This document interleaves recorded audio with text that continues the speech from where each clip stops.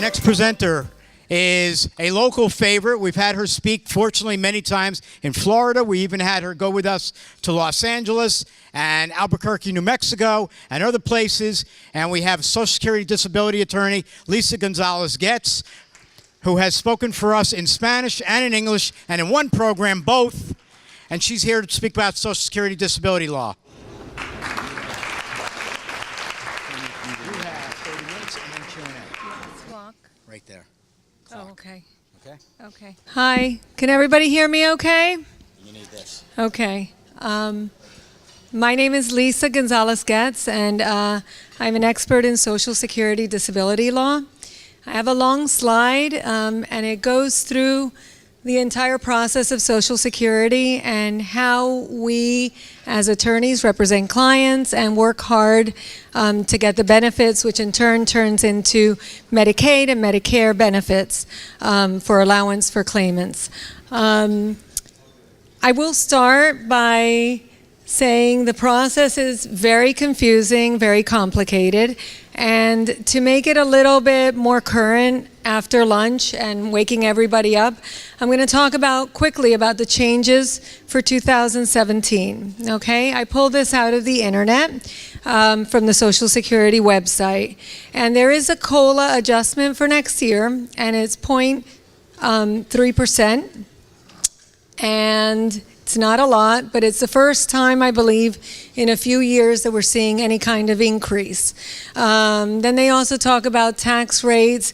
Here it talks about what is constituting work in terms of whether or not you can work and receive benefits, what is the maximum allowed monies to work for 2017 for an individual and for a couple, as well as Social Security supplemental security income, which is a welfare-based program. I am going to talk about mostly the two main programs for Social Security, which is SSI, which is Title 16, and Title 16 is a welfare-based program, and Title II disability, which is when you are entitled to receive benefits based on your work experience and how much money you've put into the system. So for Title II benefits, it's very individualized, and the amount of money that you receive has to do with how much money you put into the system. So really quick, with a show of hands, just to get a feel, how many people are currently receiving benefits? Okay, and how many people are in the process of applying for benefits? Okay, and how many people have heard me speak before? Okay, so not so bad. I didn't want to bore the people that had heard me before, and I want to make sure that I'm current. So nobody's talked about the election, and I know that it's a black hole when you go into the election. It's not anything that anybody really wants to talk about, regardless of what side you're on.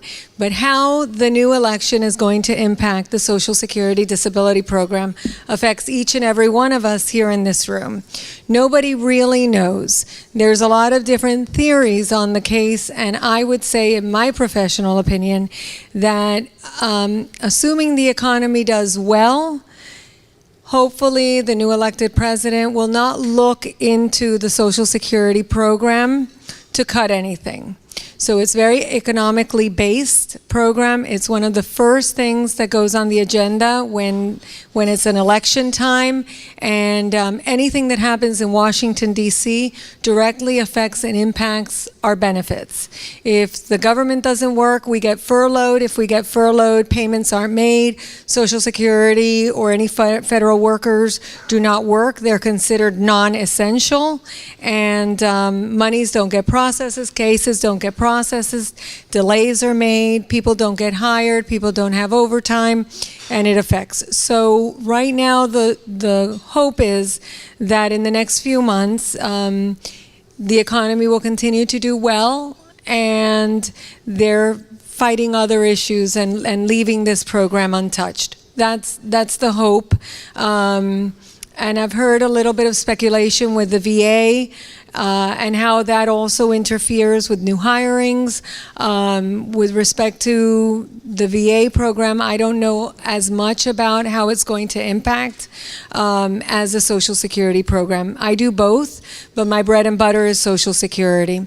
With regard to the new medical marijuana use in the state of Florida. So I put a little bit of information together.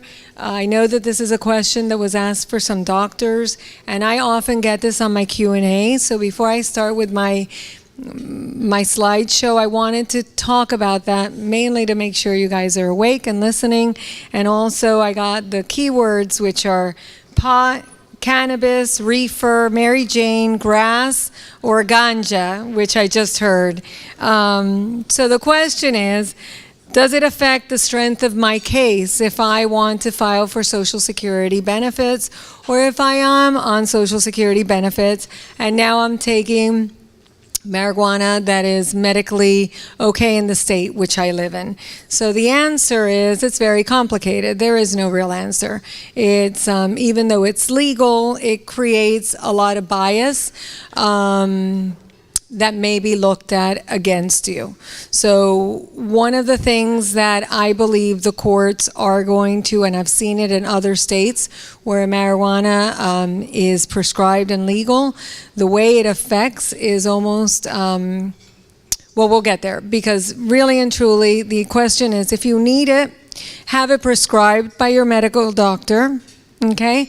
And then I would, as an attorney, ask a doctor if that area of contention ever comes up with Social Security benefit and being able to receive benefits. My biggest area of contention would be whether or not it's medically necessary. So if you get a doctor that says, for example, the doctors were talking about spasticity, and they feel that it's necessary, then my suggestion would be, first, give me a prescription showing that you need it, and secondary, give me a letter from the doctor that prescribed it indicating how that's going to help you, how that's therapeutic, how it's medically necessary, to show that there's no materiality, that there's no overuse.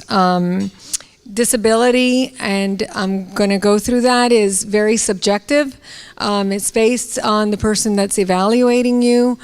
Credibility plays a major, major role in what you say you feel, and it's really supported by medical records.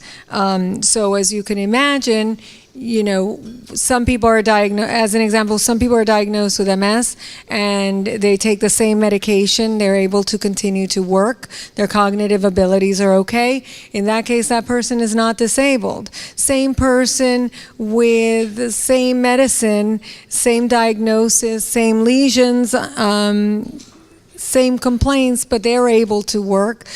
It doesn't affect them. So the question is not necessarily the diagnosis that you have, but how the diagnosis affects your ability to work or maintain working.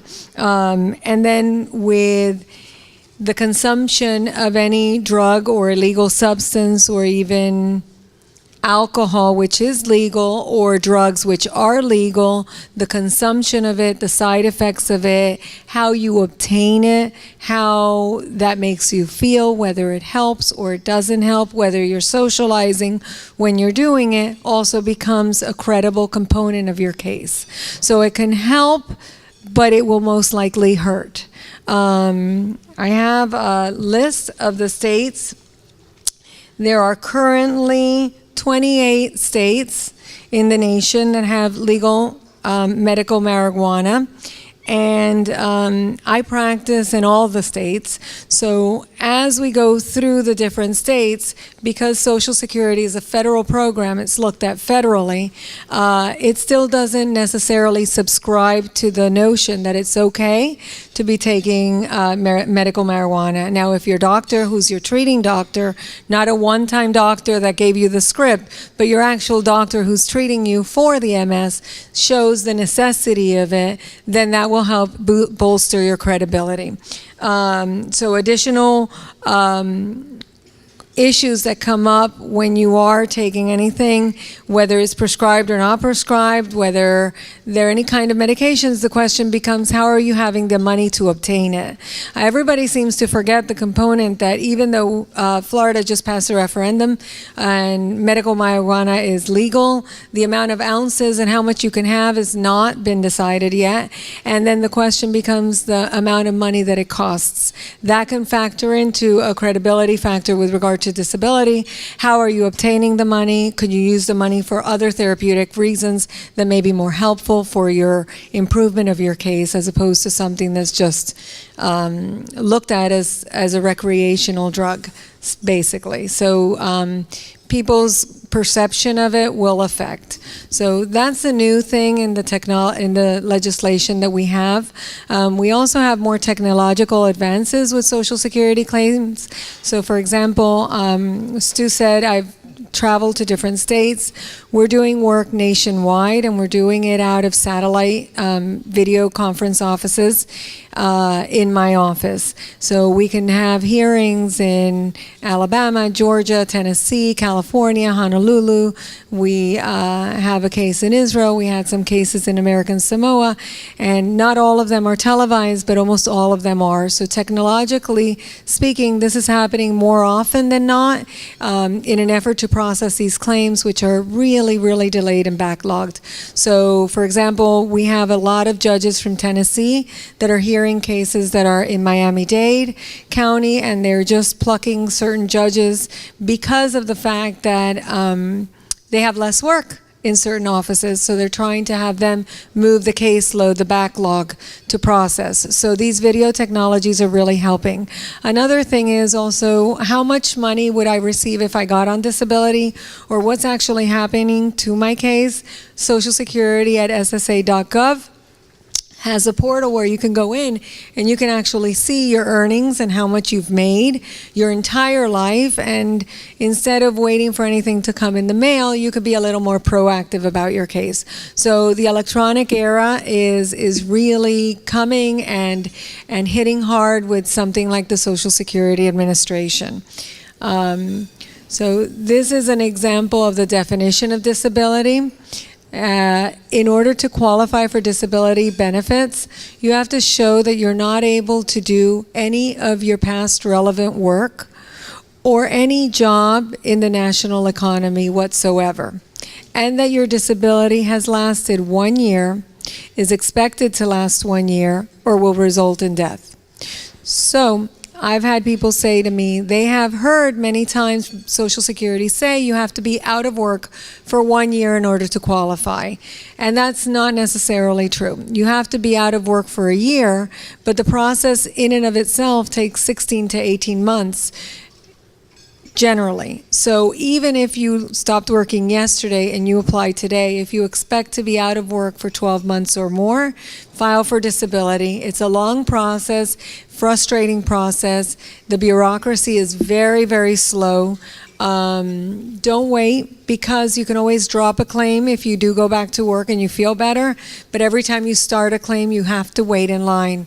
These 18 months, 24 months, we have some cases that have gone to federal court and are taking about 5 years.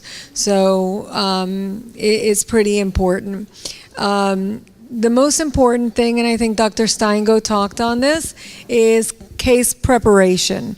So anybody who is on Social Security disability currently, as well as anybody who's looking to apply for Social Security disability or undergoing the application process right now, you must properly document your doctor visits.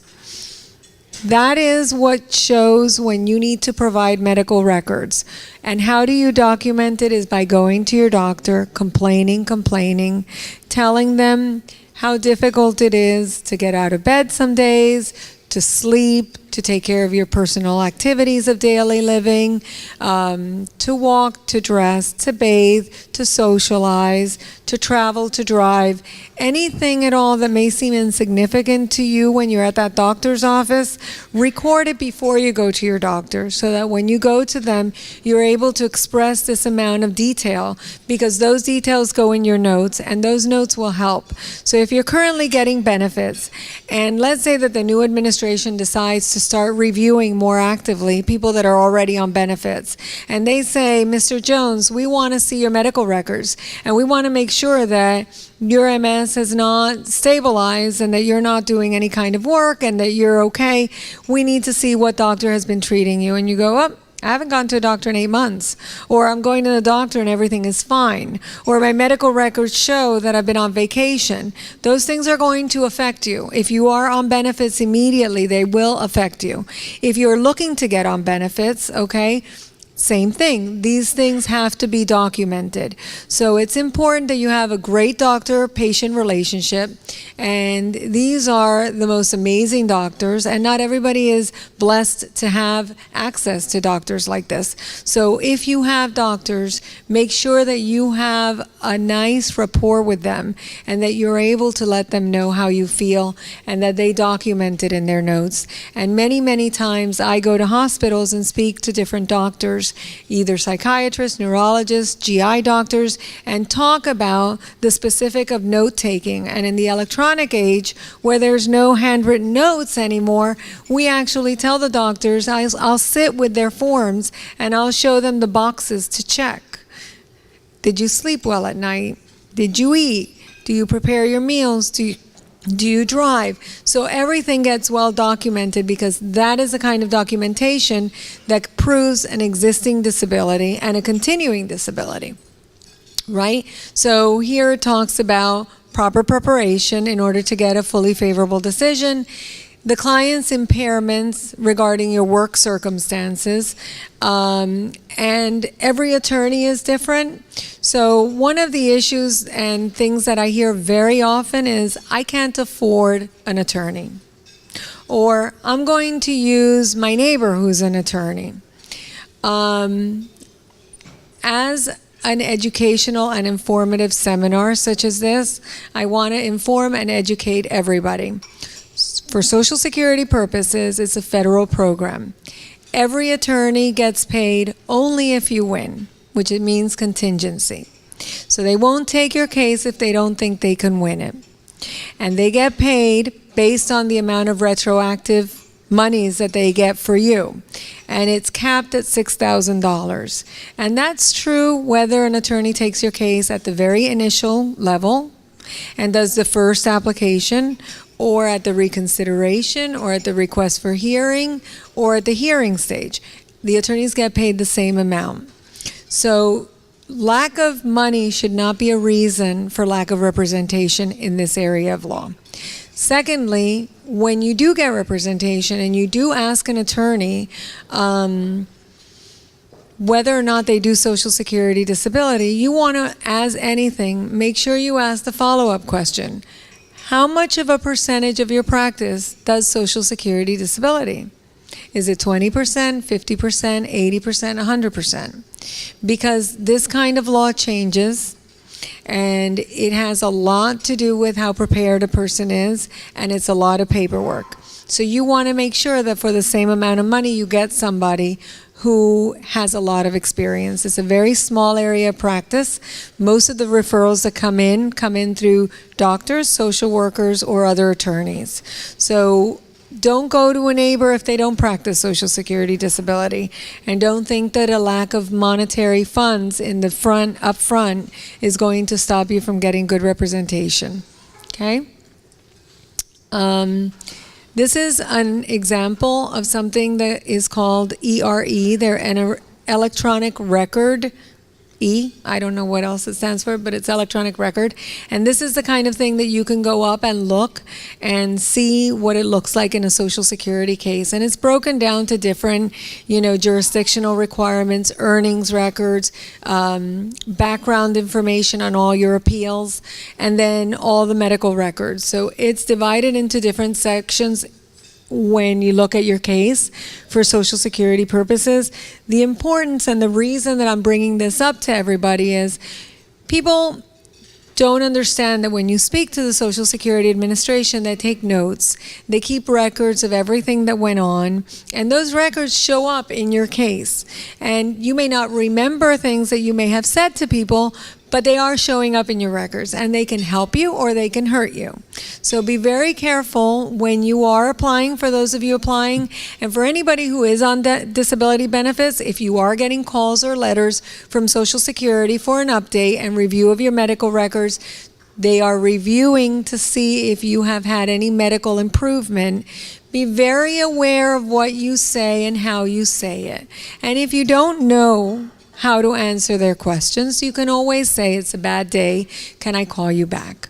That's all. You don't have to jump the gun and answer, because those answers get recorded, and eventually, maybe 12 months down the line or 18 months down the line, you're going to have to remember what you said on September 12th, 2014 to Social Security when they phoned you randomly at 3 o'clock in the afternoon. And that's really hard to do. This is a copy of what an earnings record looks like. Now these are electronically accessible to you under the SSA.gov. There's a lot of different types of wages that are received. So a person could be currently receiving benefits and working part-time. A person could be trying to apply for benefits and working part-time. A person can be not working, and this shows the last amount of dates that they worked. So in this example, you can see that in 89, 90, 91, there were no earnings really, and then something happened where they started again in 95, and they started earning some monies again. All the quarters of coverage get copied. So basically, for one type of benefit, which is SSI, you don't have to have these wages recorded. For Title II benefits, which is SSDC, you have to show that you've paid. The rule of thumb is 5 out of the last 10 years you paid FICA. So that's just, in a nutshell. We're going to do a Q&A which answers specific questions. Then there's also something called unsuccessful work activity, where you try to work but you're not able to.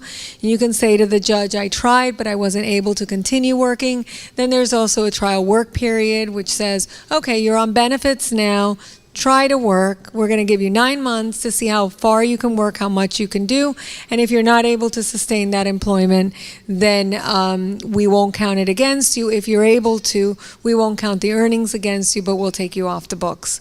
So the trial work period is 9 months, and it's a very individual type of claimant. MS and compassionate allowance.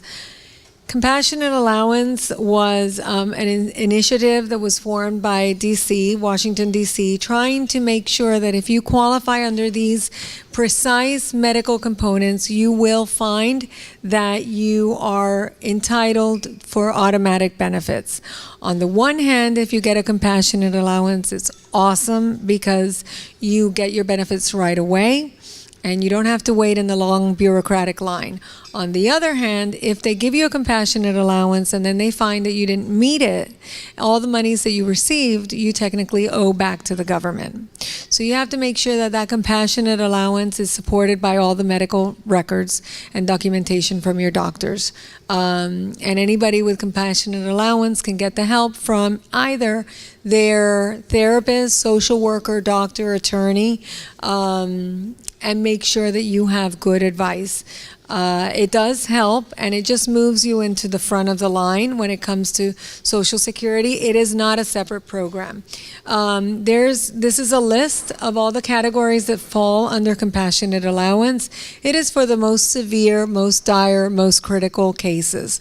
I will tell you that in August of last year, I had 5 people die on me. They were compassionate allowance cases, and we tried everything and anything to get them through as compassionate allowances, and it was impossible. On the other hand, we had about 18 or 19 compassionate allowances that were awarded. So it is something that you really need a huge amount of advocacy supporting you. Okay, these are some of the compassionate allowances. You can always email me. I can give them to you, or you can look online. It's under the CAL initiative, 1L, CAL initiative.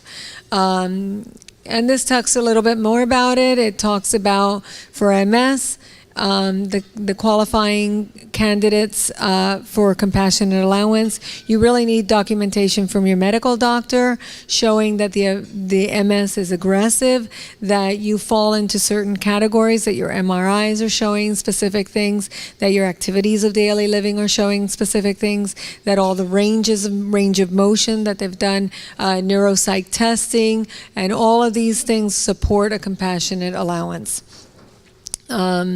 These are the application processes. You have the initial application. Statistically, I think something like 88% of the cases get denied initially, but those are state figures, so every state is a little differently. Nationwide is different. You apply at an initial level saying, I can't work. I won't be able to work for 12 months or more. I'm very sick. Chances are you'll get denied. You have to apply an appeal with a reconsideration. You have 60 days to appeal. If you don't use it within those 60 days, you go back to an initial. So use that time wisely. If you get denied at reconsideration, reconsideration has a little tougher views. They develop the case a little better. They send you out to doctors, supposedly, depending on the region that you're in, to evaluate you. And if at a reconsideration case you don't win, then you go into request for hearing, where you're asking for a judge to listen to you and listen to your case. So most cases go into a request for hearing. Many attorneys, and I know because they're my colleagues, won't take a case until it's at the request for hearing level, because they don't make any more money. We're capped at $6,000, whether they take it at the end or at the beginning of a case. It's very it's a very personal decision. So for us and our practice, we take cases at initial because I like to document a case from the beginning. I like to make sure that everything is flowing, that all documentation is together. And many times we can win at the initial or at the reconsideration level if we have that. If you go into a hearing, and a hearing is credibility, right now there's a lot of wait. The Fort Lauderdale office in Broward has a 365-day wait from the request for a hearing to a hearing, so that's a year, while other offices are able to process their claims in maybe 100 days. So it's different nationwide, which is why I indicated that in Tennessee, they're pulling out some judges to listen to cases in Miami, and then they're doing the same with some cases in Broward County at the commercial office, commercial avenue office, trying to process cases at the hearing level. So there is a big move to try to process it a little quicker. You have to prove disability medically, and also you have to show that your area of functioning is precluding you from doing any kind of work. So there's a lot of ratings with disability. There's a lot of 20%, 50%, 70%. With Social Security disability, it's either 0 or 100. You either can work or you can't. So that's what makes it so very difficult for people, especially MS patients, to be able to apply for disability, because the profile is of a person with MS who's been suffering for a long time before they get diagnosed, and then they don't want to stop working, they want to continue. The problem is that when you start deteriorating, it's a permanent deterioration. So if you're able to get, and for the people that I know that have gotten MS for before they decompensate and deteriorate so much, then they have a longer ability to maintain stability. They don't decompensate because they have one less factor of stress taken away. Many patients with MS still work. They do part-time work. They still qualify, or they do some volunteer work. They will qualify. So my advice to predominantly MS is do not wait till the level of progression gets to such degree that you're not able to do it, because the stress and added fatigue of the stress is going to turn into permanent damage to yourself, and you don't need to go through that. That's me, and that's it for the slideshow. So I am open to any Q&As for anybody who has any specific questions. any questions. Anybody have any questions out there? Okay, Craig. Oh, Maria's there too.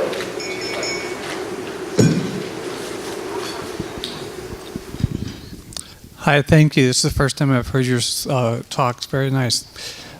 Thank you. So I am receiving Social Security. I was one of the fortunate ones that after denied the first time and the second time I got it fairly quickly. My confusion is on, after I had stopped working, I got a little better, like you said, because part of the stress was taken away, and people keep telling me that that's why I got a little better. And part of me wants to go back to work because I got better. But that's the confusing part. And you were talking about how we can't be better, really, as far as medically records. On our medical records, we really can't be better. I'm a little confused by that. Okay, so there's a process that's called a continuing review. So like anything is when you're receiving benefits on anything, they have the right to ask you to see if there's medical improvement. The government has the right to take your benefits away if they find that you have improved medically. Those cases become issues as to whether or not maybe you have improved by becoming stable, but it doesn't mean that you're able to work at the severity of being able to work. So these are cases that, depending on what happens right now with Washington and the administration, I would say that the first thing they're going to look at, if they look at the Social Security program, which I don't think they're going to right now, but if they were to, I think one of the biggest amount of resources that they're spending is reviewing the people that are currently on benefits, seeing whether or not they have improved, seeing whether or not that improvement means that they're able to substantially perform any gainful work employment. So continuing with your doctors, showing that improvement means stability as opposed to improvement is very, very big. Does that answer the question? It's not the answer we want, but it just means because they're the ones paying, they have a right to always check up and make sure that we continue to be on the path of treatment and that we continue to need these benefits. So the law says on a continuation of review, if you have improved, they have to go ahead and do the entire system again and see whether or not there's any work out there that you can do. If you have not improved, they cannot take your benefits away. So a lot of it depends on under what criteria they gave you the benefits for at the reconsideration level for you, for example. What medical listing did they find that you meet, and then they question whether or not there was improvement. So I argue all the time in these cases that when somebody goes to doctors on a continuous basis and somebody's getting treatment and somebody's getting the treatment they need and the medications that they need, they have stabilized. They have just stopped from decompensating, but it doesn't mean that they've improved to the level where they can perform substantial gainful work employment. So while on SSDI, is there any amount of income that can be made, or is there a cap, or can none be made? Yes, okay, so this is where I call it the red flag. The government wants you to go back to work, and they say, yes, there is income that you can make. In the figures on my first slide, I'm going to try to see if I can pull that back up. I'm not sure, but if I can, I will. I'll get it. I'll get it for you guys, or you can email me, or you can look up. So there is an amount. It's about $1,100 a month that you can earn and still be able to receive disability benefits. And if you've heard me in any other program, or today if it's the first time, I would completely advise you to be very, very careful. Once you start working and you start paying money into the system, it's red flagged, and they will look to see whether or not you are keeping those numbers low, purposefully so that you can double dip. So I work 20 hours a week. That's all I can do. I'm not able to work 40 hours a week. 20 hours a week is the most I can work. How much money am I making every month? $700. I'm opening the door for them to say, why are you not working 25 or 30 hours or even 40 hours? Oh, they're not giving me those hours. Oh, then you're not disabled. Because if somebody gave you those hours and you could do more work, then you're not disabled. So anytime you start putting money into the system, my suggestion would be start very low. Keep it at about $300, $400, $500 a month. Make sure that your doctor knows you're working, but you're not able to do more work, and that should make it clear. But anytime you hit higher figures, then the question becomes if you're keeping it artificially low. And in people that are across the nation in different areas, Social Security is a nationwide program. So many times in places like we had spoken in Albuquerque, New Mexico, they'll say, there's only 35 jobs in my area that I could probably perform and there's no work here. The government says, too bad, it's a nationwide program. So if there's 35,000 jobs nationwide and you need to move, then that's fair game. Next question, right rear. Thank you for taking our questions today and you talk. My question to you is, if you go into disability, do you lose your retirement benefits, or how that does affect your retirement benefits at one point? Okay, so there are many different type of retirement benefits. Are you talking about your Social Security benefits, retirement benefits? Yes. Okay. So in essence, what you're doing is you are retiring early because of a disability. So if at any time prior to age 65 you become disabled, you would collect 100% of your disability, of your retirement based on your disability. Okay? So if you are 62 and you're collecting 80% and you're sick, you should apply for benefits because you can collect the difference of the 20%.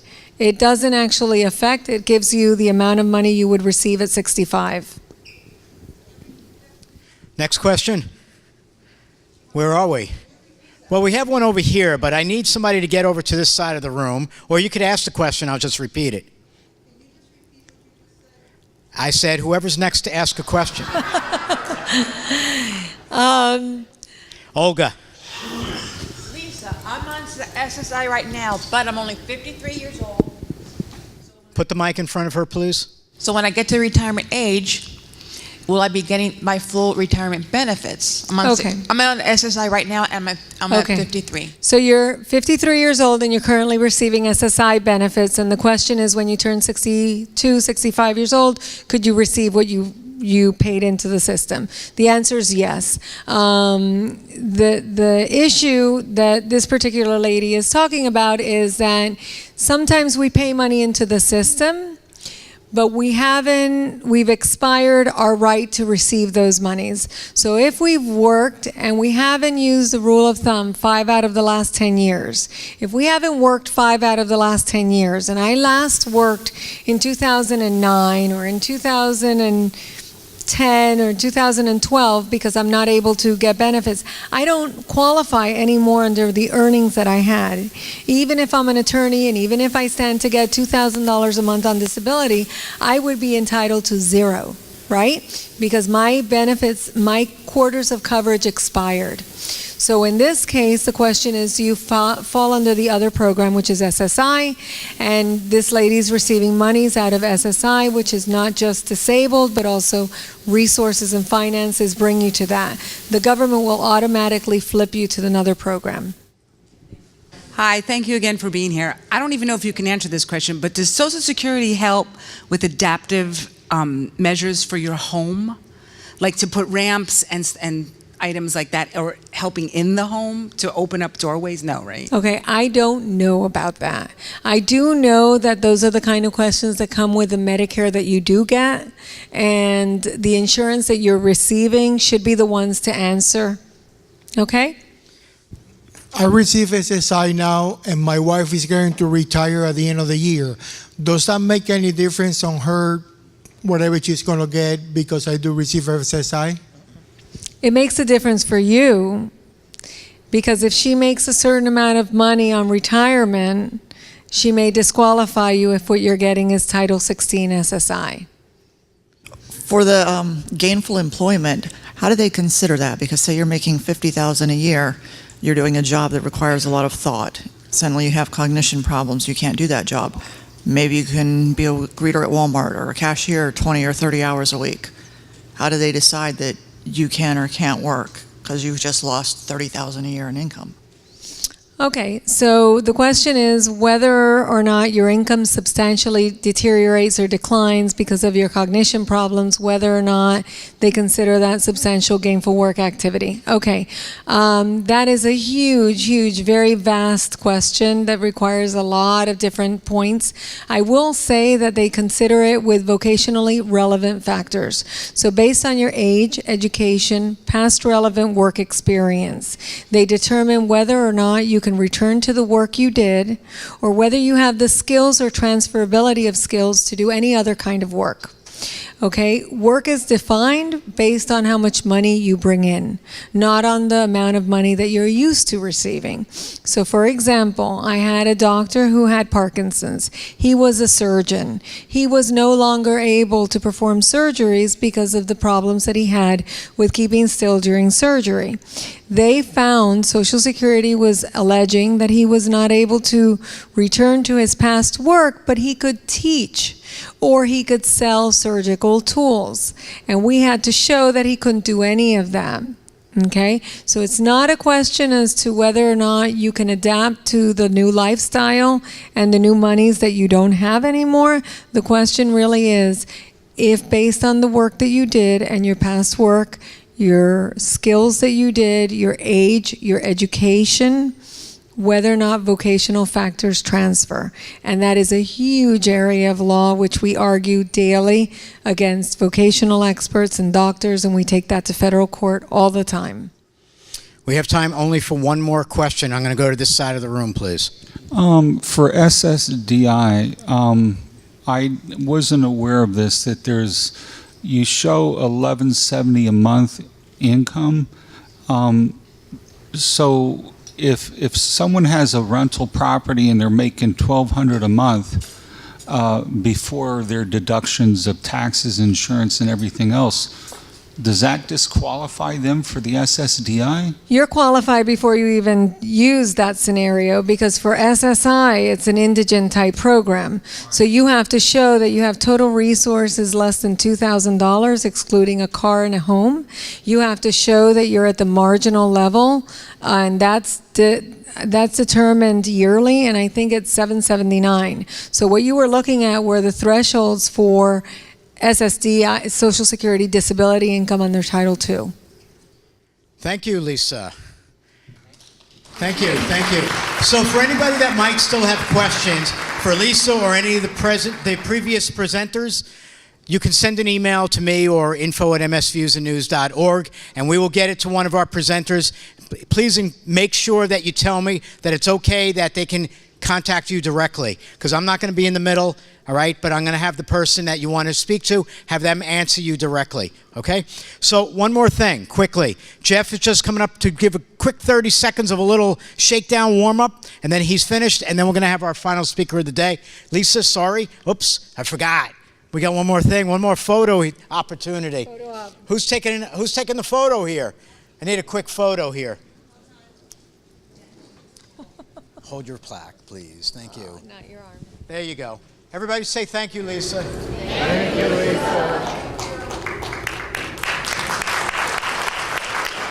Great. Thank you. All right, Jeff, you're up real quick. Hi again. All right, we got a great speaker coming up, but I want everybody who can stand up to stand up. I want some blood flowing so you can pay attention. A lot of really useful information coming up. If you're up, you're up. So raise your hands if you're up. If you're not up, raise your hands. Move your arms a little bit. Stretch out. Come on, do something. Do you guys feel it? You ready for the last speaker? It could be the most useful information you get today. So I want you to pay attention. Yeah, you guys got your blood flowing? Yes or no? I want to hear a loud yes. All right, so you're going to have questions answered, and you guys ready for it? All right. You guys can have a seat, and here she comes. A warm welcome.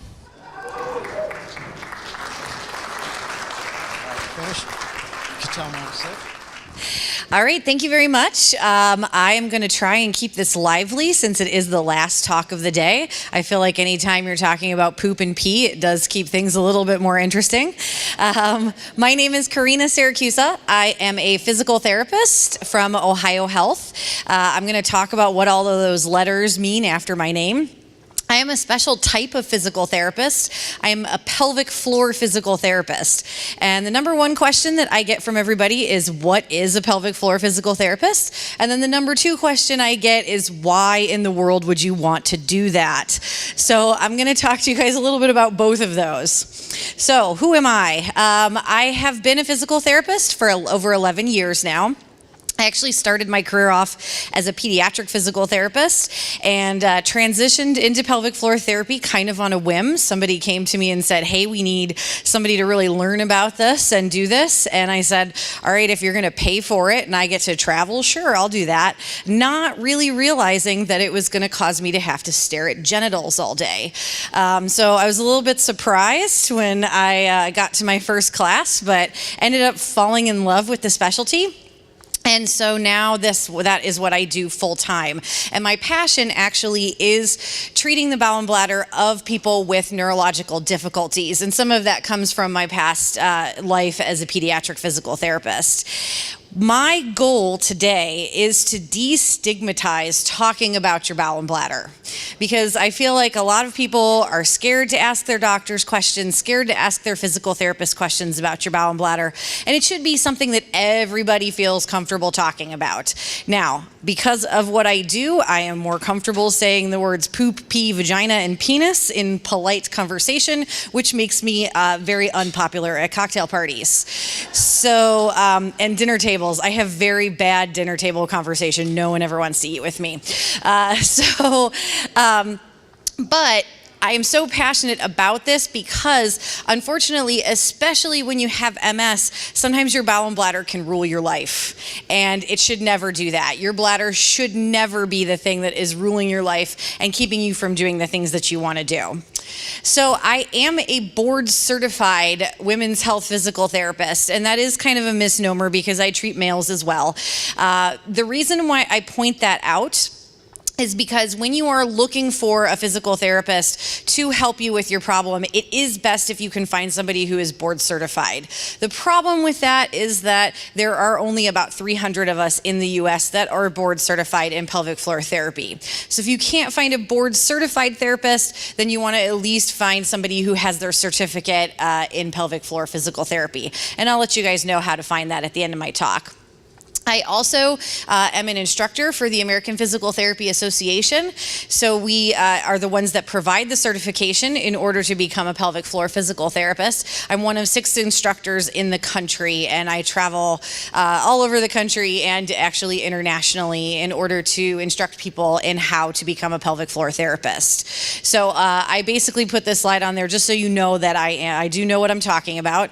I did not just wake up one day and decide that I was going to try and do this. So, what is pelvic floor physical therapy? We are primarily working with the muscles of the pelvic floor. First and foremost, I am a physical therapist. I went to PT school. I actually have my doctorate in physical therapy, and pelvic floor physical therapy is a postdoc, something you do after you have gotten your terminal degree in physical therapy. But we deal with muscles, and that's what physical therapists do. We are the muscle experts. We know how to exercise you. And so exercising the muscles of the pelvic floor are no different.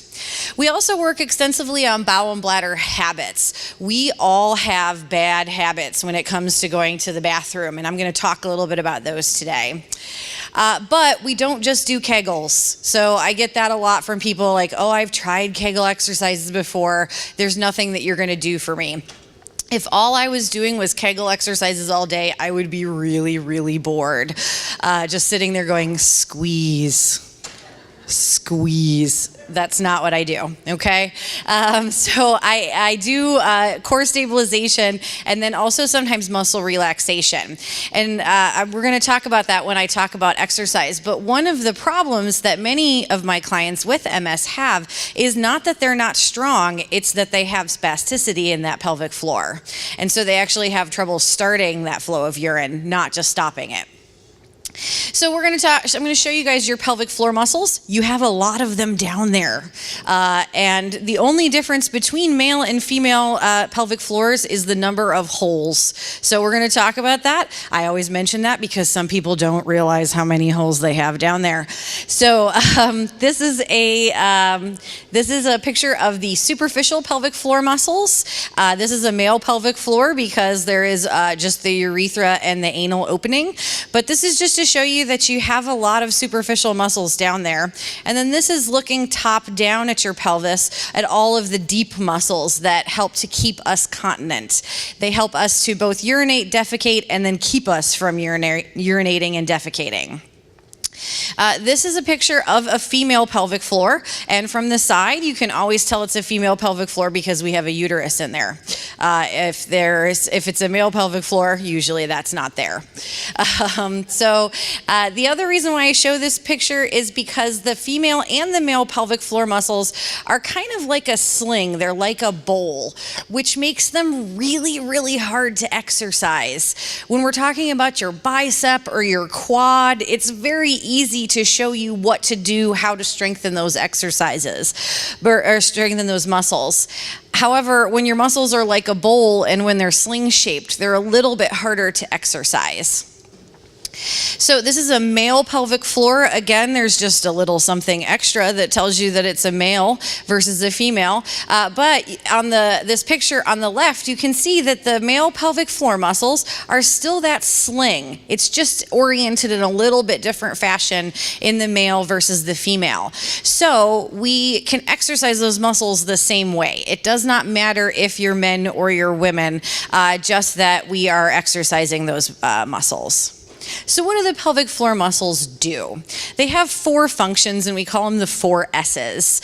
Number 1 is supportive. They support all of the pelvic organs in your body. So for women, they support our uterus, they support our bladder and our rectum. For men, they support the prostate, the bladder, and the rectum. So they really hold everything up and keep them where they're supposed to be. Then they have a sphincteric mechanism, which means they close off the bowel and the bladder in order to keep you continent. And we have multiple mechanisms. The muscle sphincters are only one of the mechanisms, but our secondary mechanism for keeping continent is neurologic control. And when you have MS, there are times when you are losing that neurologic control. So if you've lost neurologic control and you've lost your muscles, that's when you're going to have problems with leaking urine or leaking feces. They are also stabilizers. So we talk a lot about core stabilization and exercise your core. Well, if you're only doing sit-ups or you're only working on your abdominals, you're only working on one part of your core. You need those pelvic floor muscles to be nice and strong in order to really have a strong core. And finally, sexual. And this is where I get to talk about fun stuff all day at work. But you have to have strong pelvic floor muscles in order to have normal sexual functioning. So again, this is showing you that supportive. This is a female that has something called pelvic organ prolapse, or as most women come into my office and tell me, my bladder dropped. That's kind of the more colloquial term for it. But when our pelvic floor muscles get very weak, what happens is that the pelvic organs can actually drop through the holes. So that can either mean a prolapse vaginally for women or a rectal prolapse for men. So it's very important that we have these strong pelvic floor muscles in order to make sure we've got the supportive function. Sphincteric, so this is just showing the sphincters muscles around the urinary sphincter. Our pelvic floor muscles should be keeping a low level of contraction at all times. So unless one of you is actively peeing or defecating, which I hope for the facility you're not right now, your muscles are contracted. You don't have to think about it. It just automatically happens. They are at a low level of contraction. And when we're ready to urinate or defecate, they actually relax, open up, and allow us to have that function. Now, you can also have the problem on the opposite end. If you have spasticity in the pelvic floor muscles, they're a little bit too contracted all of the time, and they're not going to relax. So these are my clients that sit down on the toilet and have to sit there for 20 minutes before they can start the flow of urine. That means that those pelvic floor muscles are not relaxing like they should. Again, this is my favorite pelvic floor muscle. I know all of you will have a favorite pelvic floor muscle at some time in your life. But this is the puborectalis. How many people have seen the fun squatty potty videos online? Has anybody seen those? So when we see the squatty potty, which I highly recommend you YouTube them, there's a unicorn that poops yogurt. It's great. These are the things you find funny when you're a pelvic floor therapist. But this muscle is what keeps us continent of fecal matter. And you can see it acts kind of like a lasso. And what that muscle does is it slings around the rectum and it maintains this little angle here. So we have a little bit of an angle in our rectum that essentially just closes it off. When we're ready to have a bowel movement, what happens is that muscle relaxes and causes that rectum to become vertical. So it allows it to go up and down and allows the feces to come out. It's much easier for this muscle to hold on to solid stool versus liquid stool, but we need it to be able to both contract and relax in order for it to maintain its functioning and in order for us to have normal bowel movements. This is that stabilization function. So this is just showing that that pelvic floor is the floor of the core. And what I tell people is you have to kind of think about your core muscles like a pop can. So if you have a pop can that's closed and you squeeze it, generally there's no liquid coming out. If you poke a hole somewhere in that pop can and you squeeze it, all the liquid is going to come out of that hole. So if you think of our stabilizers like that pop can, you need all of those areas to stay strong and closed in order for you to keep all of that liquid in and keep pressure from escaping somewhere that you don't want it to. For instance, I always call them my walking farters, you know, my little guys on their walkers that are tooting their way down the hallway. That's because there's that pressure differential and they're not able to hold everything in. Our pelvic floor muscles must be strong in order to be able to work properly with all four of those functions. They must be able to contract quickly, but also sustain a contraction. That's the difference between keeping dry when all of a sudden you have to go to the bathroom and keeping dry while you make it to the bathroom. And for everyone with MS, that making it to the bathroom can sometimes be a lot longer than the average person. So we really need to be able to sustain that endurance contraction in order for you to get all the way down this hallway and around the corner and into the bathroom and your pants down before you sit on the toilet. It's really, really important that we have that nice long endurance. And then we also then have to be able to relax those muscles so that you don't have to sit down on the toilet for 20 minutes and run water and hum Battle Hymn of the Republic in order to have a bowel movement or urinate. So our bladder is a fun thing. It should expand. The number one thing that most of my clients with MS tell me is that I went to the bathroom, I got up, I walked down the hallway, I had to go to the bathroom again. What in the world is going on? Well, our bladder is like a balloon. It should fill up and expand in all directions. The problem is that when we don't use it, we lose it. So if you're going to the bathroom every 5 minutes, what happens is your bladder actually shrinks, and then you can't hold as much urine. The other thing to remember about the bladder is that it's never fully empty. It is normal to still have liquid in there after you go to the bathroom, but what we don't want is too much. So if you go see a urologist, they may do something called a post-void residual or a bladder scan on you, and they're looking to see if there's about less than 60 cc's of fluid left in that bladder. If there is, then actually you're doing well. If there's more than that, then they worry that you're retaining a little bit too much. Our bowel is also very important, and one of the things that all of my clients get is a questionnaire about their bowel, and they'll come to me and they'll say, I'm not worried about my bowel, I'm worried about the fact that I pee every 10 minutes. Well, the problem is if you're constipated, there's not a whole lot of room in your pelvis to begin with. So if this bowel is full of fecal matter, it's going to press forward on that bladder and decrease the amount of space you have for bladder filling. So we need to make sure that you're not constipated in addition to and working on your bladder. So let's talk a little bit about bladder habits. These are quote unquote normal bladder habits, and rarely do I ever see anybody that is completely normal, myself included. And I'm not going to preach about bladder habits, but these are general guidelines. So peeing to 7 to 10 times a day is normal, and that's going to the bathroom usually about once every 2 to 3 hours. That is completely normal. It is normal to get up 1 time per night to go to the bathroom if you're under the age of 65. Once you're over the age of 65, it's actually normal to get up twice. And that has to do more with how our kidneys function as we get older rather than our bladder. Able to delay urinating until the appropriate time. So when you get the urge, if you are not actually in a bathroom, you should be able to hold it until you get there, both through cortical and neural control. You should be able to wait at least 2 to 3 hours between voids, and you should be able to initiate urinating very quickly after sitting down. You should not have to strain in order to urinate or defecate, and you shouldn't have pain with urinating or defecating. So, bad bladder habits, peeing at first urge. And this is where I see a lot of people, not just my clients with MS, go wrong. You get a little bit of an urge and you're like, oh, I better run to the bathroom. Or how many people go to the bathroom before they leave the house, even though they don't have to go, right? Horrible. That is the worst thing you can do because you're teaching your bladder to contract when it doesn't have to and when it's not full. Now, before you go on a 3-hour trip, sure, it's fine to go ahead and do what I call just in case voiding. But there are bathrooms everywhere. Okay?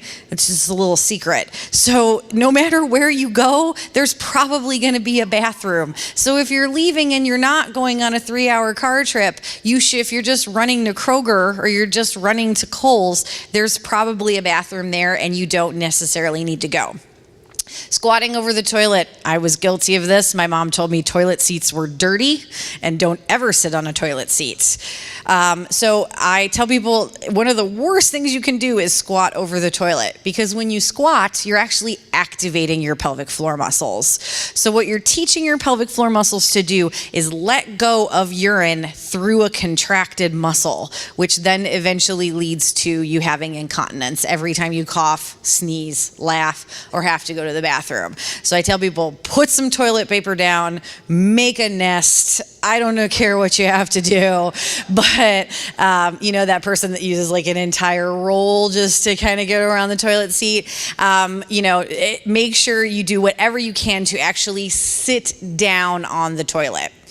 Straining to urinate, I find this with a lot of my clients with MS. They really kind of have to almost Valsalva or, really strain to urinate. Again, that's one of the worst things that you can do because when you strain, you're teaching yourself to pee through contracted muscles. Typical bladder issues that I see in MS, urgency, meaning gotta go right now. Okay, that fun little commercial. That urgency sometimes is because the bladder is contracting too often, sometimes because you can't hold those pelvic floor muscles.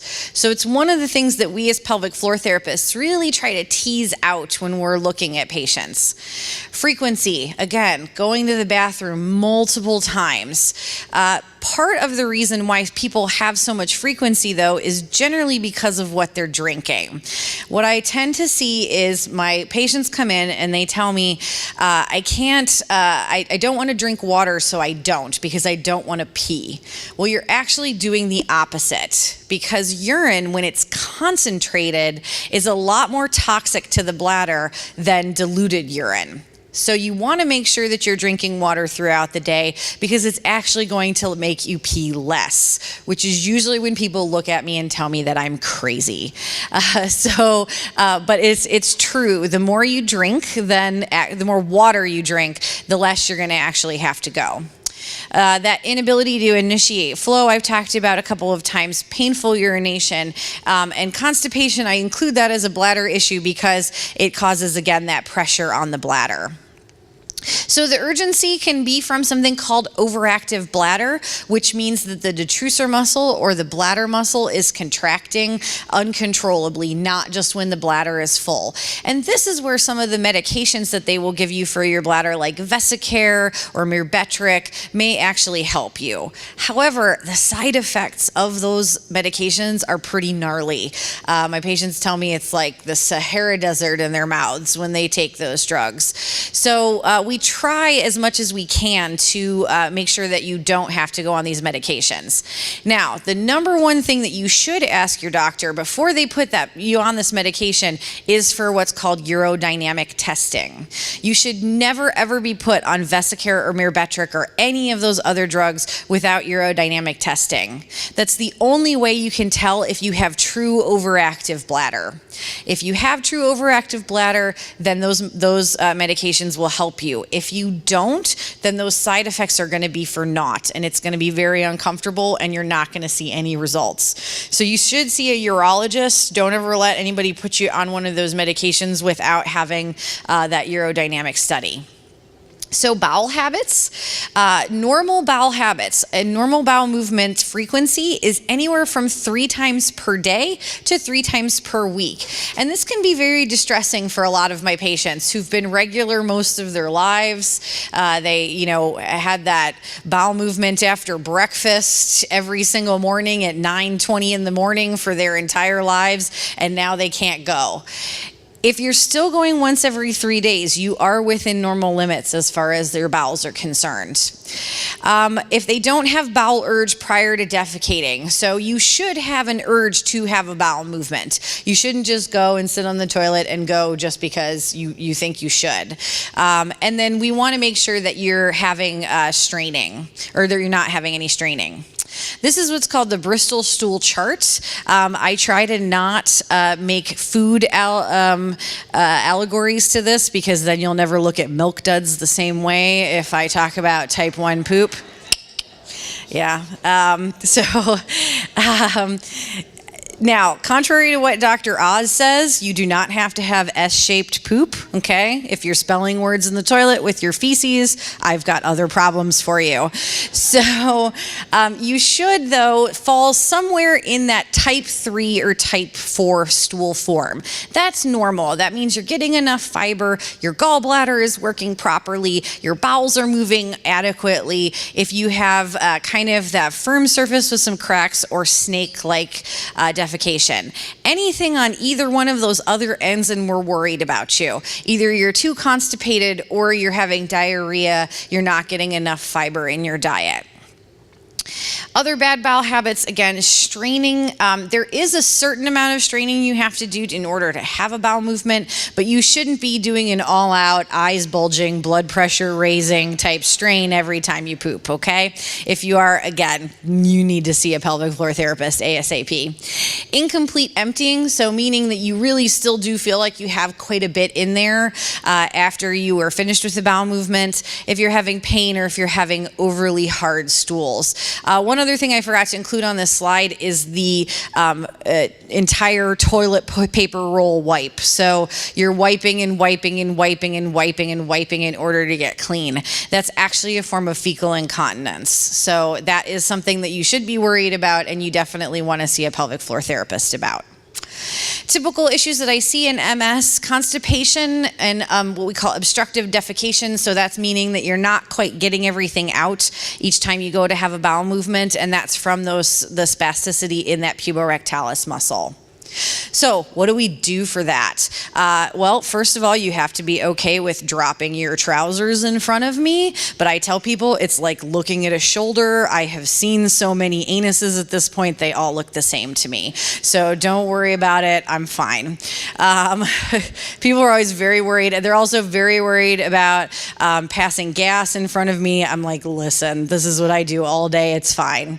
I've become numb to it at this point. So what I'm going to do is I'm going to do a history. I'm going to want to know about your bowel habits, sometimes all the way back to when you were a kid, because we form a lot of our bowel habits when we are potty trained. So I will often ask you, did you have problems with constipation when you were a kid? Were you constantly asking your mom to go to the bathroom?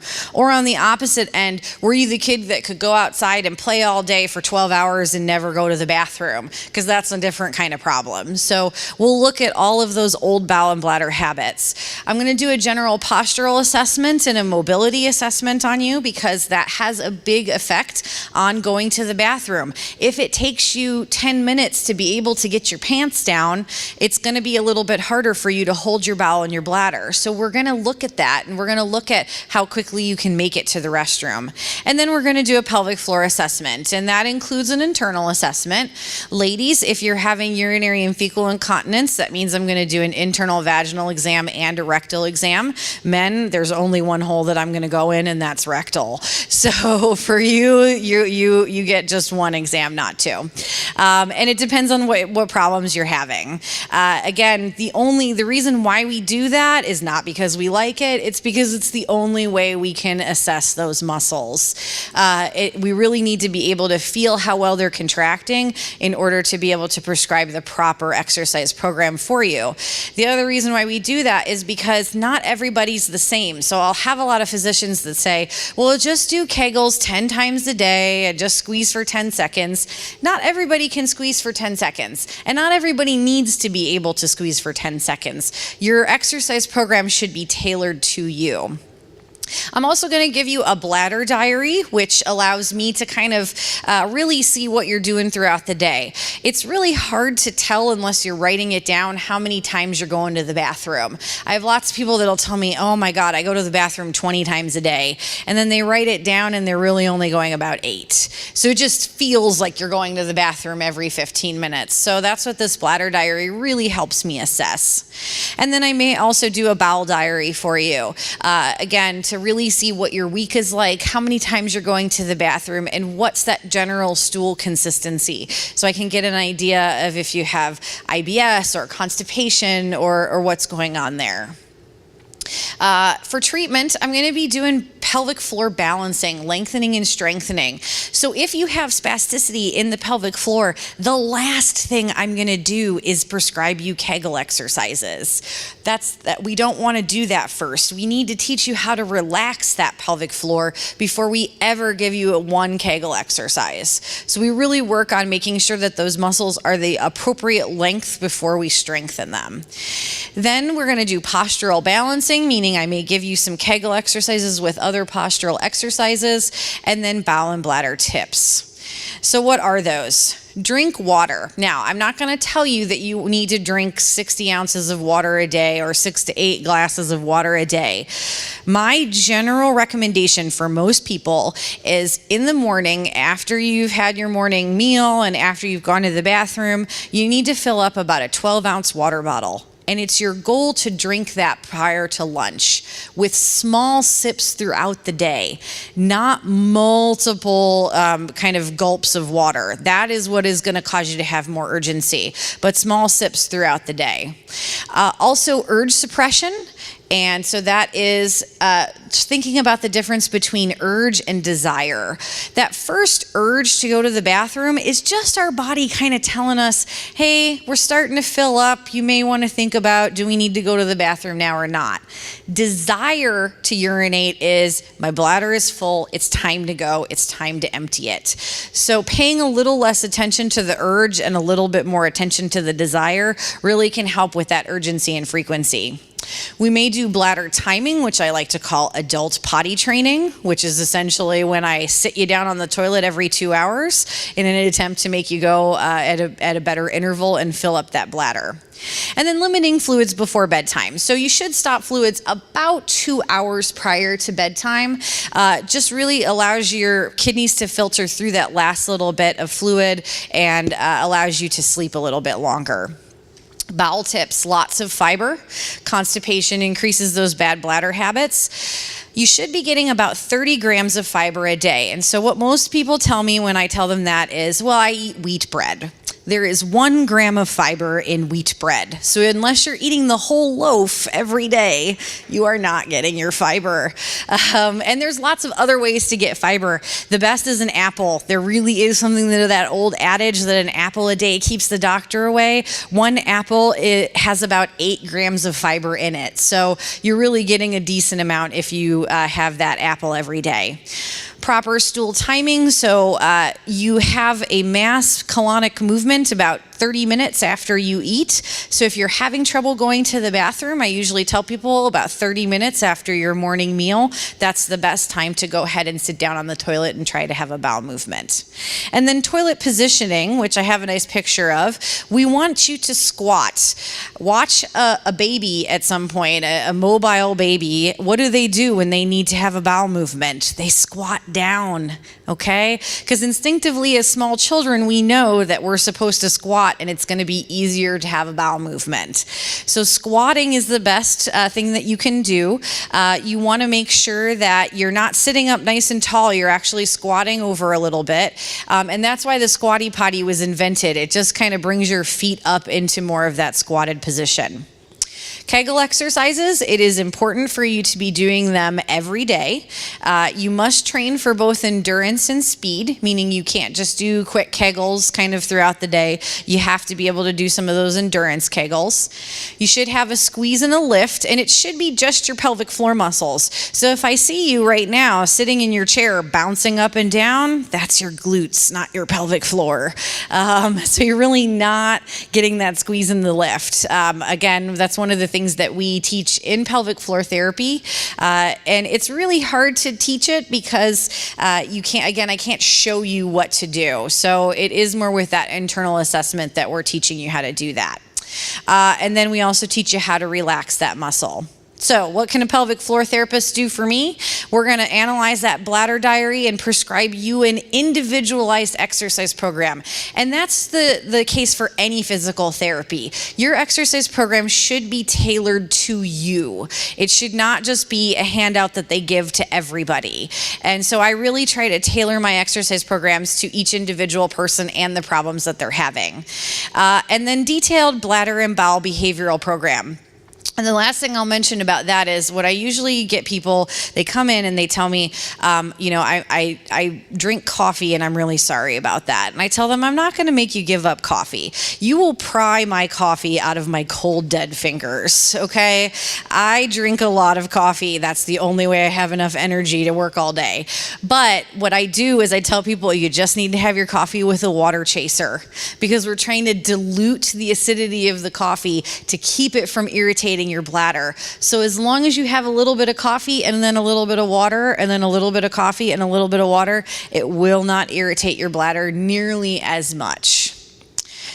So I went over just a little bit, but I can take questions now if you guys have any questions. Hi, I've been having trouble for years with both bladder and bowel urgency, frequency, and my doctor has got me now on, I am self-catheterizing, and I live with constant urinary tract infections, As soon as it clears up, within a week I have it again.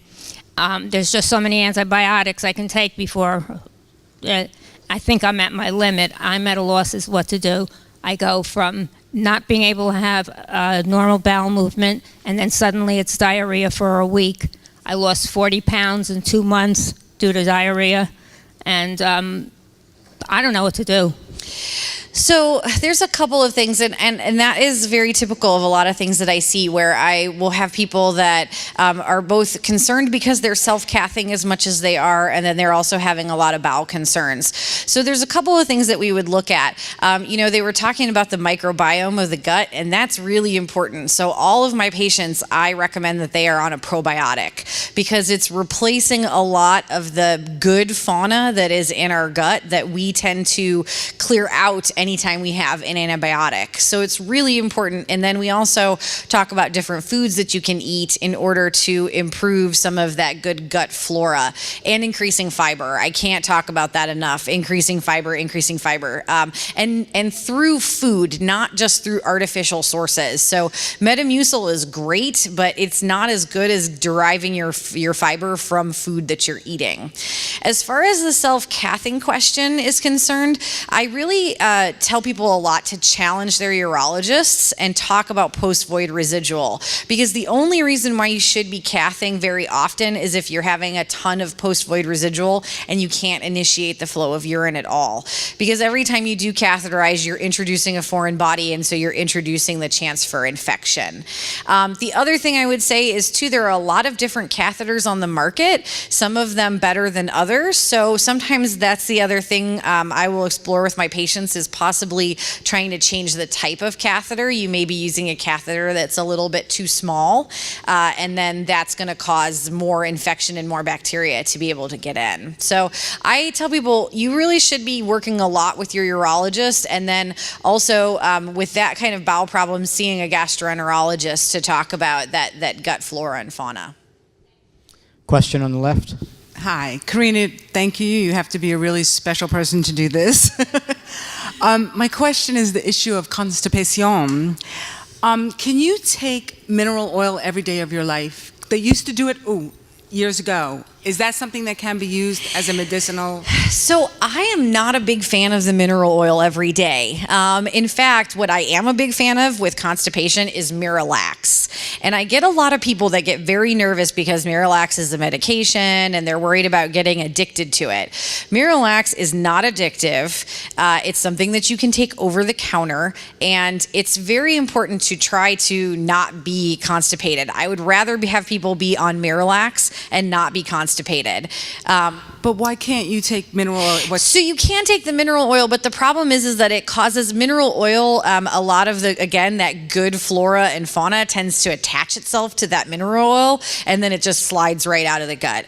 I actually would prefer coconut oil, and I tell people to cook with coconut oil because it has less of those properties rather than the mineral oil. It's a good question, though. Next question. Do we have anybody on the right side? Right side first. We're switching back and forth, Yes, left hello. and right. I have two questions, or a two-part question. One is, how do we get a referral to a pelvic floor therapist, and is this type of therapy covered by insurance? That is a very good question, and I did forget to talk about that. So, one, it's just physical therapy, so it's covered by insurance. There is not an insurance company in this country that doesn't cover physical therapy to some extent. What we do is, if you're also receiving physical therapy as part of for exercise or for another deficit, we will kind of work with the other physical therapists to make sure we don't go over on visits or we're not using up all your visits on pelvic floor PT. As far as finding a pelvic floor PT, what I generally recommend is to go to the APTA's section on women's health. So it's womenshealthapta.org. And on that website, there is a button for Find a PT. And what you will do is you'll put in your zip code, and it will show you all of the certified physical therapists in your area in pelvic floor PT. And we also talk about what our specialty is. So you can see if they treat men and women, if they treat bowel and bladder, if they have specialization in neurologic issues. So that's the best way to find a pelvic floor PT. The other way, too, is just ask if you already have a physical therapist, ask them. Say, I'm really interested in this whole pelvic floor PT thing. Do you know anybody? Because we all, even though there are few and far of us in between, usually there's lots of people that know about us, and so we can help you find somebody. Next question's on the left. Hi, I've been having bowel and bladder urgency a lot. Sometimes I go 2 or 3 times just sitting there, and sometimes I get out, go to bed, 15 minutes later, I got to go again. So also, I have a urologist who is giving me this the Kegel exercises for the bladder. He hooks me up to a machine and checks. He says I only do the first one, and then every other one is just nothing. So I can't do more than one at a time. And also he gives me acupuncture in my ankle for it. Okay, so I'm going to explain. I'm going to explain to everybody what that is, so that then I can kind of, because I think I know where you're going with the question. So the two things that she's talking about are, one, something called biofeedback, and a lot of urologists will do biofeedback, and a lot of urologists don't know how to do biofeedback. So we really, the only people who are truly trained in biofeedback for the pelvic floor are physical therapists. So many times I've had patients that have come in and those interpretations have been wrong. The other thing that you're talking about with the needles and the acupuncture is something called PTNS, and that is for urgency and frequency. It has some great research trials and it's got some great efficacy, but the problem is that the effect never lasts. So it only works while you're using it, and then about a week or 2 after you stop doing it, all of the effect goes away. So unless you're planning on doing PTNS 3 times a week for the rest of your life, it's not a long-term solution. Now, if you are having that problem where you're able to only do 1 Kegel and then the rest of them drop off, again, you're A, probably not doing them correctly, and B, you're not being instructed in how to do them correctly. So again, that's where I really recommend pelvic floor therapists are the muscle experts. We know how to exercise. Urologists are not taught that in school, and I know a lot of great urologists, but that's not their clinical expertise. So I highly recommend that you go see a pelvic floor therapist, because we can help you with all of that. Next one's over. What can you suggest for slow colonic transport and incomplete? I just actually had a CAT scan, and even though I go to the restroom every day, they said that it still showed that there was constipation there, even though every day, through something that a physical therapist told me, she said take half amount of prune juice and half amount of warm water, and I drink it like coffee in the morning, and a half an hour later I have no issues. But I still am not finishing the process. So do you have any thought on that? So idiopathic slow transit constipation is my nemesis. It is. So unfortunately, the problem is that sometimes you just don't have good, what we call propagated contractions of your colon. So that is an autonomic thing, meaning that it is not something that we can control. And so we can't really fix idiopathic slow transit constipation. But what we try to do is we try to work on other lifestyle things. Like anybody with slow transit constipation, I have them drink twice as much water as I would a normal person, and then, or not a normal person, but a normal colon. And then I have them usually have more fiber. And then I will also do more of the oils and things like that to try and get things moving. So more coconut oil, cooking with a little bit more oil, just to try and help everything slide through a little bit easier. Yeah.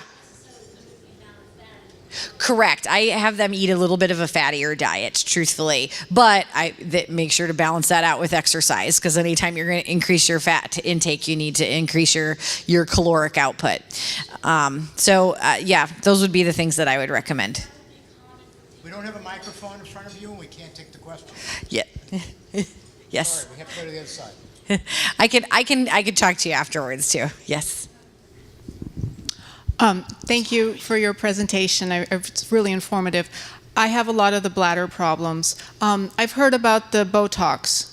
I've been told yes and no by the same neurologist. Could you speak about that, please? Yes, I've heard that too from a lot of my patients. So Botox is starting to gain a little bit of popularity, but it is still very experimental. And so that's why a lot of urologists will not do the Botox.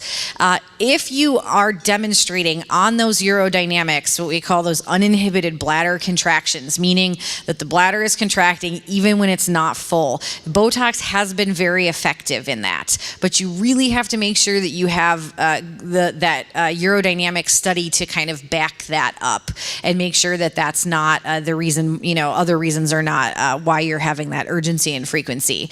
The other thing that most of my urologists will recommend, though, is also going to a PT while the Botox is at its peak effect, because we want to make sure that you're then not retaining and you're still able to contract and relax those muscles appropriately. So I've had a couple of patients that have had phenomenal results on it, and then I've had some other patients that it kind of worked a little bit, but it wasn't worth all the other hassle. So I know that's not a firm answer, but Do we have anybody new to ask a question on the right side of the room?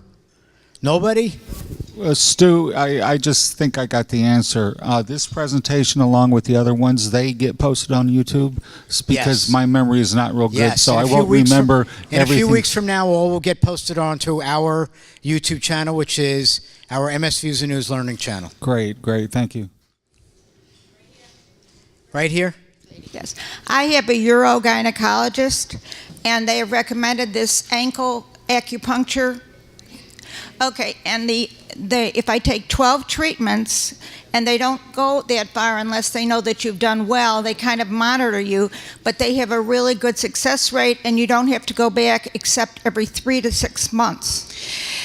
But the problem is that you still always have to go back, and that's what we don't like. Yeah, it's okay as long as it's not every week, every 2 weeks, but it's 3 months. I can handle that. Yeah. The other thing that some people will try if they have good success with PTNS is an implantable device called an InterStim, and then that's just always in you, and it does exactly the same thing.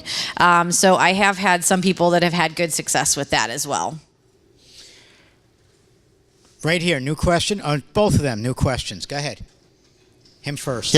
Yes. My urologist is suggesting a new type of procedure. It's called, I think it's Resume. It's steam going through the penis. It's supposed to shrink the prostate because I have an enlarged prostate as well. And actually, what I read up on the literature on it, it actually reduces the prostate and opens up the urethra. Can you give me any feedback? Have you heard anything about it? It is. So I have heard about it. It's still a really, really new procedure. And so we haven't really been able to look at the side effects of it. The problem anytime you're widening the urethra is you actually then are at risk for really a lot more incontinence. So what I usually recommend for people that are going to go through something like that, any procedure that's going to widen the urethra, is that you make sure that those pelvic floor muscles are nice and strong to counteract any extra length or width of the urethra so that you're not incontinent afterwards. So I would just recommend, seeing somebody about making sure that you're doing those Kegel exercises right, and that would kind of counteract any of those effects. And we have one more question. I'm sorry, but you'll have to wait a minute for the gift basket. We can wait for you. How often can you take Dulcolax? Dulcolax. So Dulcolax is not my favorite of the medications. Again, I recommend the Miralax over Dulcolax, just because Dulcolax can be kind of addicting. Miralax is non-addictive, and you can take Miralax once a day. So that's the one that I generally recommend. And you can go on and off Miralax very easily. So it's not like you have to take it once a day for the rest of your life. If you're just having a period of time where you've got some of that constipation, you can take it for that period of time and then wean yourself back off of it. Dulcolax, it's a lot harder to do that. It's easier to take. I know it's easy. Well, Miralax it's colorless and odorless, and you just put it in your favorite drink is what I tell people. Get the powder. Well, thank you, everybody, and thank you, Carina. And we have something to give to Carina as well. And so Carina will get her plaque of plaque. Notice I'm giving out plaques at an MS meeting. We got lots of plaques here, right?